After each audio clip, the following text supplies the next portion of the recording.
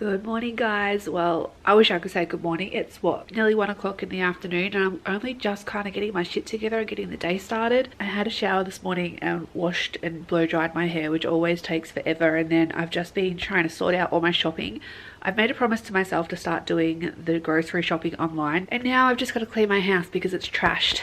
William is at daycare today, so it's just me and baby Kyla by ourselves, which I'm just loving, guys. She's nearly 5 weeks old. She'll be 5 weeks old tomorrow, and I just feel over the last couple of days like we're really starting to bond. She's starting to show little parts of her personality, and I'm really starting to embrace the fact that she's such a mummy's girl. It's given me such anxiety for so long, but now I'm just kind of embracing it a bit more and, you know, realizing that maybe she's just going to be a mummy's girl. And it scared me for some reason to think that she loves me so much. I don't know why, but now I'm just kind of feeling like it's really special and something that we'll always have together. But anyway, all I'm going to be doing today is cleaning the house, getting some washing done. Hopefully, fingers crossed, I can get down to baby bunting before William comes home from daycare, because Kyla needs another ergo wrap and we've only got one in the size that she's in at the moment, so I'm going to jump down and go get another one of those because she vomits all over it and it gets stinky, and then if I don't wash it and I swaddle her, and she hates being swaddled. Oh, mate, first world problems. First world problems. You should see the weather in Melbourne at the moment. It is horrendous. I don't know if you can see, but it is actually raining outside. It's so wet.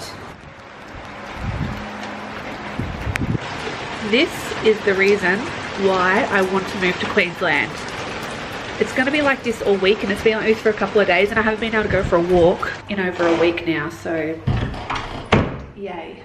Because I'm not used to staying at home all the time as well, I'm usually a working mum. I found the best way to combat my anxiety is to give myself a list of things to do for the day, and sometimes I put too much on there, but I've learned to just be gentle now. Today, my aim is to do the washing, clean up my bedroom, maybe change my sheets if I have time, and clean up the kitchen area. So this is my bedroom.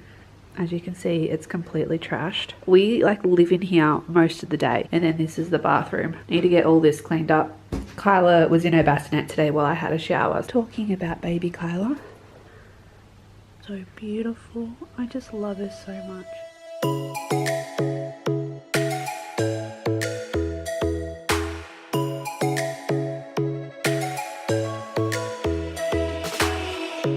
Lightning strikes by my window, hits my chest right in the morning, like a warning. Could have slept here for days. I felt your heartbeat, felt your mouth breathe, but it's not real.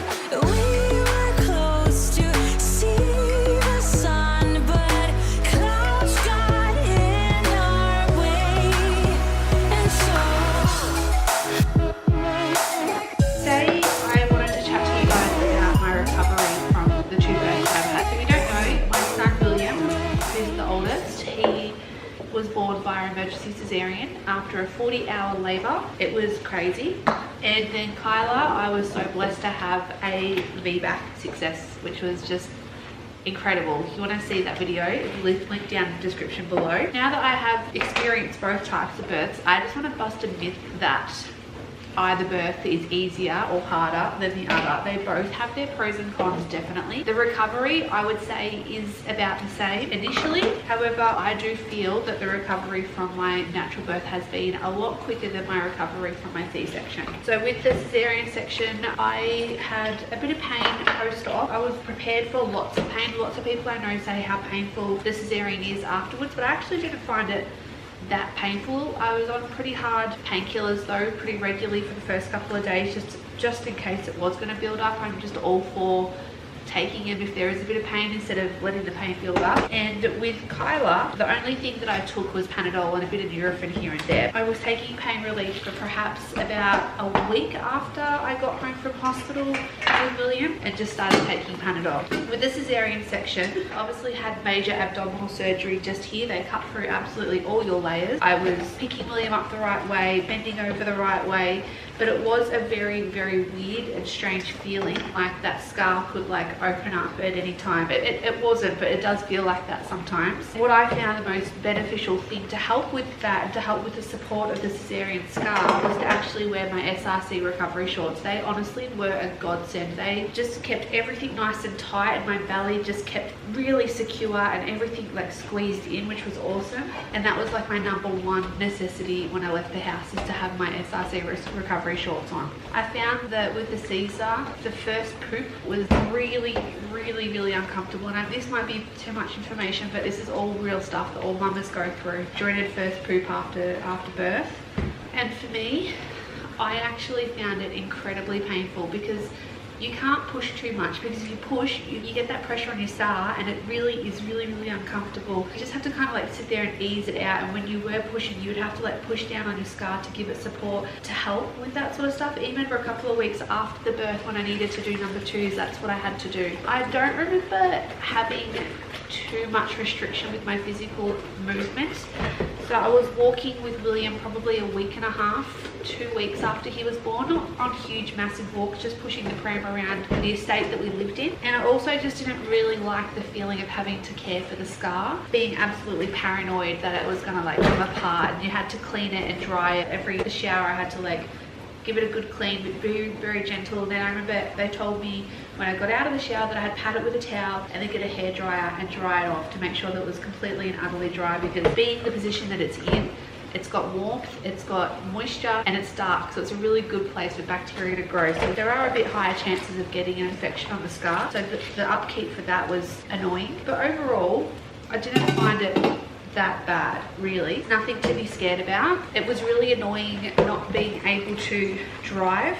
However, I did get medical clearance at 5 weeks instead of 6 weeks postpartum to be able to drive my car. It was just really hard not being able to go anywhere, and if I needed to do anything, I had to coordinate it with Kyle or other people. I really didn't like that restriction of not being able to have freedom of doing what I wanted to do when I wanted to do it. Post-birth, I had William at 11 o'clock in the morning, and I didn't get out of bed until probably about 24 hours later.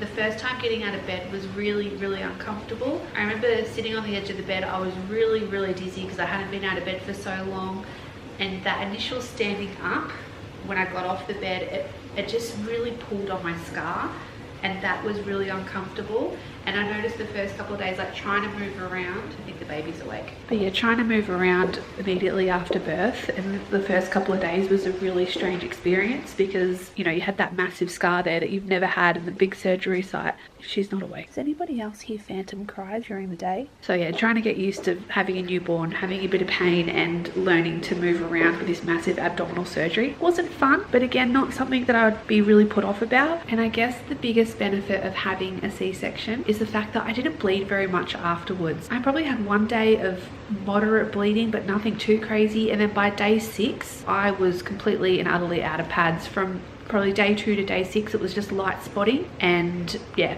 out of pads, really comfortable. And that was such a good thing, because having to like look after the scar, look after the baby, I didn't have to worry about my lady parts or changing pads, or because I had the SRC recovery shorts on, like pulling them down to change the pads all the time. Like it was just such a godsend. That part of the cesarean section I actually really appreciated. Anyway, I'm gonna get back to the dishes. I'm almost done. Oh darling, you woke up. Hello. Oh no, we dropped you, darling. Mummy, get her big breastfeeding pillow on, and then we can have a little feed. Oh, sweet. You want a little drink? You little cutie. Oh, what was that? What was that, my darling? We got halfway here before she started crying. So stressful to drive with a crying baby in the car. Oh, honey. Honey. Oh. Oh, it's alright. Oh, darling. It's alright. It's okay.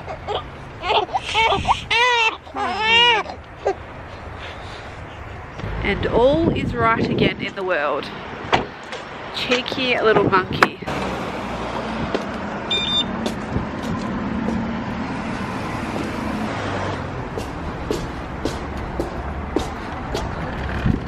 I'm just standing here in front of the swaddles because I don't know what one to get. I don't know, guys. Choice is too much. Alright, we're sticking to what we know, but I just don't know between which colours to get. I don't know. I think maybe this one. Let's get that one. She's just not really liking life very much right now because there is dairy in Mama's milk, unfortunately. So I thought while I was here breastfeeding little Lala, we could have a little chat about my recovery from a natural birth. With Kyla's birth, I had a 1st-degree tear and also a graze down in the lady parts, and I had an epidural. Everyone warned me that it was going to sting like hell after having a baby when you go to do wheeze on the toilet, and it does sting a lot. However, I found that if I sat forward while I was doing a wee, it wouldn't sting, so the recovery from that side of things was pretty good. Even with the 1st-degree tear, the stinging wasn't so bad, except that I reckon the first probably 36 hours after birth, I did need to have an ice pack down there. Even when I was walking around, it was like it felt very swollen, it felt very heavy, and the ice pack honestly was just the best thing in the entire world. At the hospital that I gave birth in, they just gave you a frozen Huggies nappy, which was great because once it started defrosting, it also caught the blood on top of the pad that you already had on anyway, so that was really good. I found that maybe after a week and a half it stopped stinging completely. The stinging when you went to the toilet, it got easier and easier with every day, and the first poop was nowhere near as painful as the first time round. I remember when I did my first poop with the C-section, it felt like I was having contractions again, but when I did my poop with my natural birth, it was actually a lot easier. In terms of bleeding, I was bleeding up until 3 weeks postpartum and needing to wear a pad for that entire time. It was really heavy for the first week, and it was heavy for the second week, and a lot lighter every day in the 3rd week, so the bleeding was a lot more. In terms of getting up after birth, I got up probably about 3 or 4 hours after I gave birth to Kyla. Once the epidural had worn off, I could just get up and go, or get up and cuddle my baby. I didn't have to buzz for assistance. I didn't have to wait for anybody. It was just such a freeing experience compared to being stuck in bed post cesarean. I did have stitches with my tear and they were pretty manageable. I just padded dried the area and they fell out by themselves, I reckon probably a week after I gave birth to her. Do I have a little burp? In terms of pain, it was uncomfortable down there. Still for probably about a week it was really heavy. I don't even know how to describe the pain. It was just sore. I know that's not a very good way to describe it, but it was really manageable with Panadol. So I was taking Panadol pretty regularly for about a week or 2. That was just totally fine. I felt by the end of the day everything was really heavy and swollen down there. So yeah, I didn't find the SRC recovery shorts as useful this time around. I only just wore them here and there, and I wore them for probably the first 2 weeks whenever I'd go for a walk because it just felt really heavy down there. And that was probably the main difference. My lady parts just felt very heavy and very unsupported and swollen. Is probably the way to put it. It wasn't too uncomfortable, but you could definitely feel it. It's just a different type of uncomfortableness. Like with the cesarean, I had to worry about my scar all the time, and then with the natural birth, it was worrying about my lady parts. So I wouldn't say one was necessarily worse than the other to recover from. They just had their pros and cons. Hi, Bubby. Who hurt your finger? Leon. Leon? Yeah. Leon hurt your finger? Yeah. Mom, give me a kiss. It's your sister. Oh, your shoes light up, Bubby. Is that cool? Yeah. Dinner is ready. Hey, mister. You wanna come eat some dinner? Come on. Daddy's just feeding the dogs, and I am feeding the William. He's actually being a lot better with eating his dinner lately. He's actually eating vegetables and doing all that jazz, so it's been really good. Here you go. Good boy. Well done. Have some more, please. Anyway guys, I'm going to leave it there. If you've liked today's vlog, please give it a thumbs up and don't forget to subscribe, and I'll see you guys next time.